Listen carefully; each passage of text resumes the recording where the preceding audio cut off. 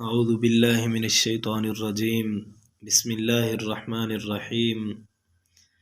الحمد للہ رب العالمین۔ گزشتہ درس میں کچھ تمہیدی باتیں عرض کی تھیں اور درس قرآن کی افادیت، ضرورت اور اہمیت کے بارے میں کچھ عرض کیا تھا، اور اس میں یہ بھی حوالہ دیا تھا کہ اگلے درس میں قرآن کریم کے آداب کا ذکر ہوگا۔ تو اللہ رب العزت نے قرآن کریم کو ایک بڑی عظمت عطا فرمائی ہے۔ یہ کتاب دوسری کتابوں کی طرح نہیں ہے، بلکہ قرآن کریم کا مستقل ایک بڑا ادب ہے۔ لہٰذا ہمیں بھی قرآن کریم کو سب سے پہلے عظمت کے ساتھ اور ایک بڑی عظیم الشان کتاب کی حیثیت سے لینا چاہیے۔ سب سے پہلی بات تو یہ ہے کہ قرآن کریم ان دنیاوی کتابوں کی طرح بالکل نہیں ہے جو ہم دنیاوی مقاصد کے لیے استعمال کرتے ہیں یا پھر کسی فن میں اس کو استعمال کرتے ہیں، بلکہ یہ منزل من اللہ ہے، یعنی اللہ رب العزت کی طرف سے نازل شدہ کتاب ہے۔ تو اللہ رب العزت نے اس کتاب کو ایک بڑی عظمت عطا فرمائی ہے۔ تو سب سے پہلا اس کا ادب یہ ہے کہ قرآن کریم کو پڑھا جائے یا سنا جائے، اس کی عظمت دل میں ہونی چاہیے۔ پہلی بات یہ بھی سمجھ لیجئے کہ یہاں پر قرآن کریم کے پڑھنے کے آداب ذکر نہیں ہو رہے، بلکہ قرآن کریم کے سننے اور خصوصاً درس قرآن سننے کے آداب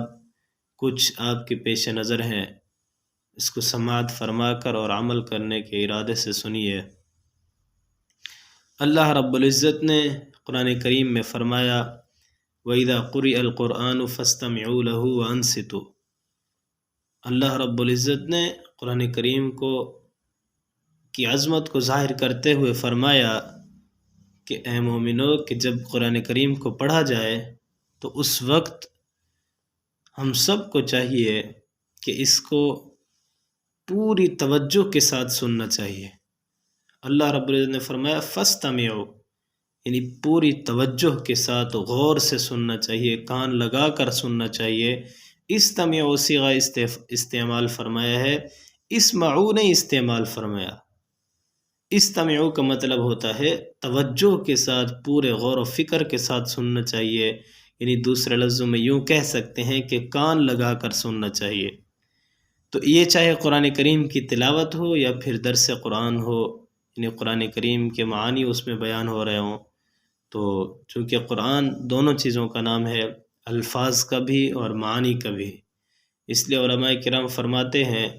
کہ جس طرح یہ ایمان رکھنا ضروری ہے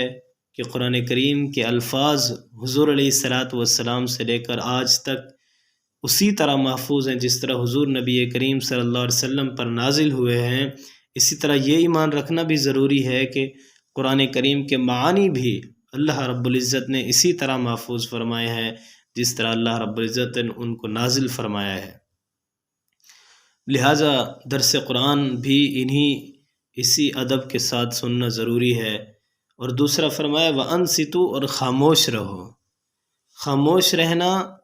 اس کا مطلب یہ ہے کہ جب قرآن پڑھا جا رہا ہو تو اس کو خاموشی کے ساتھ سننا چاہیے۔ یہ نہیں ہے کہ پھر انسان اس کے اندر اپنی ترتیب اور معمولات شروع کر دے، جیسے بعض لوگوں کی عادت ہوتی ہے، خصوصاً ہمارے یہاں بھی عادت ہے کہ لوگ تسبیحیں پڑھنا شروع کر دیتے ہیں، اور تسبیح بھی ایسے پڑھتے ہیں کہ اس کی آواز باہر تک آ رہی ہوتی ہے، یہاں تک کہ سارا مجمع منتشر ہوتا ہے، خصوصاً درس دینے والا زیادہ متاثر ہوتا ہے۔ یہ ہمیں پہلے بات سمجھ نہیں آتی تھی، ہمارے اساتذہ کرام فرمایا کرتے تھے کہ توجہ منتشر ہو جاتی ہے۔ ہم یہ سمجھتے تھے کہ پتہ نہیں کیسے توجہ منتشر ہو جاتی ہے، انسان اپنی بات کرتا رہے، کوئی جو بھی کرے، لیکن اب سمجھ آتی ہے کہ وہ کیسے توجہ منتشر ہو جاتی ہے۔ اس لیے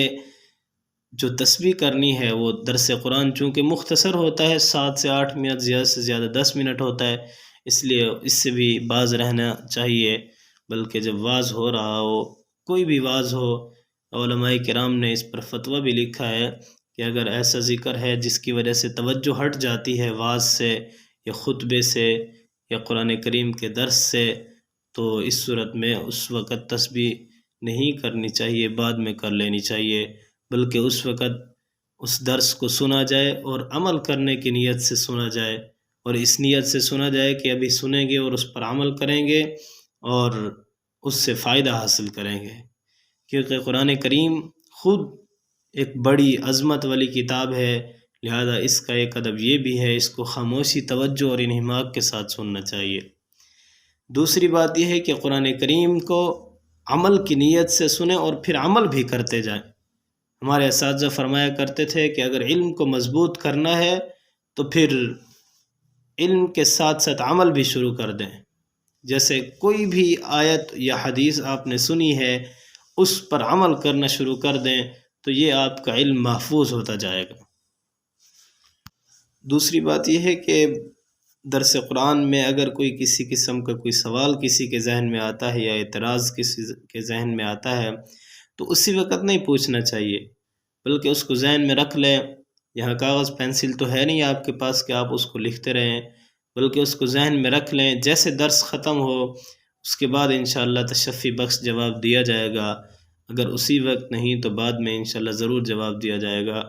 لیکن درمیان میں اس کا ربط نہ ٹوٹنے پائے اس وجہ سے درمیان میں سوال نہیں کرنا چاہیے، اس سے بچنا چاہیے۔ دوسرا ایک ادب یہ بھی ہے کہ جب قرآن کریم کا درس ہو رہا ہو تو اس کو ایسی حالت میں سننا چاہیے کہ انسان عاجز نظر آئے، ضرورت مند نظر آئے، یعنی اس کی ضرورت محسوس کرتا ہوا نظر آئے تو اس کو یہ چیز نفع دے گی۔ مثال کے تو یعنی یوں سمجھ لیجئے کہ آپ طالب علم ہونے کی حیثیت سے قرآن کریم کو سنیں، ہم سب قرآن کریم کو اس نیت سے سنیں کہ ہم طالب علم ہیں، اللہ رب العزت کی اس کتاب کا علم حاصل کرنا چاہتے ہیں، تو اس حایت میں انسان بیٹھے، طالب علمانہ حایت میں بیٹھے یا دو زانوں ہو کر بیٹھے، جیسے جبرائیل امین، حدیث جبرائیل میں اس کا تذکرہ ہے کہ وہ حضور علیہ الصلوۃ والسلام کے پاس جب تشریف لے آئے، حدیث تو لمبی ہے، تو وہ حضور کے پاس آئے تو دو زانوں ہو کر بیٹھے اور اپنے دونوں ہاتھ حضور کے رانوں پر رکھ دیے۔ اس وجہ سے اس حالت میں بیٹھنا چاہیے کہ انسان طالب علم اور حاجت مند نظر آئے، یعنی عاجزی کے ساتھ بیٹھنا چاہیے اور صدق کے دل کے ساتھ دل کو پورا متوجہ کر کے بیٹھے۔ اس کا فائدہ یہ ہوتا ہے کہ انسان جب اللہ رب العزت کی طرف سے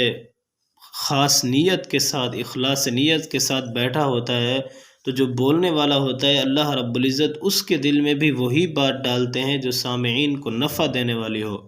اور سامعین کو اس کی ضرورت ہو، وہ والی بات اللہ رب العزت پھر ذہن میں ڈالتے ہیں۔ تو اس وجہ سے ان تمام چیزوں کا خصوصی خیال، یہ کچھ آداب ہیں، مفصل آداب تو کتابوں میں بہت سارے لکھے ہوئے ہیں، اس کی تفصیل کا وقت نہیں ہے، بس کچھ آداب ایسے ہیں کہ انسان ان پر عمل کرے اور انشاءاللہ یعنی کوئی ایسی چیز ہمارے سے سرزد نہ ہو جائے کہ اللہ رب العزت ہم سے نعمت ہی چھین لیں۔ اللہ رب العزت سے دعا ہے کہ اللہ رب العزت ہمیں قرآن کریم کی عظمت کو دل میں رکھتے ہوئے اس کا ادب کرنے کی توفیق نصیب فرمائے اور درس قرآن سے ہمیں زیادہ سے زیادہ مستفید ہونے کی توفیق نصیب فرمائے۔ وآخر دعوانا الحمد للہ رب العالمین۔